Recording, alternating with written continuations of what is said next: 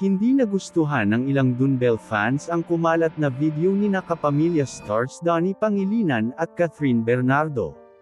Sa isang episode kasi ng Christopher Minute nitong Biyernes, January 12, sinabi ni showbiz columnist Christopher na, pinipig-ipit, tinututukan, at binebembang ng nasabing fandom si Catherine dahil dito.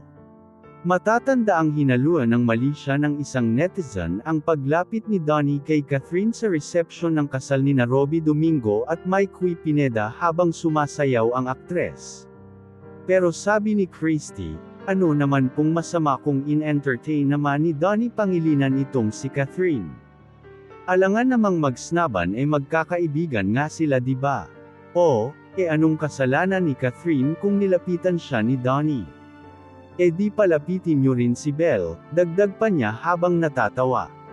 Nauna nang magsalita sa isyung ito si Donnie at sinabing magkaibigan lang daw sila ni Catherine.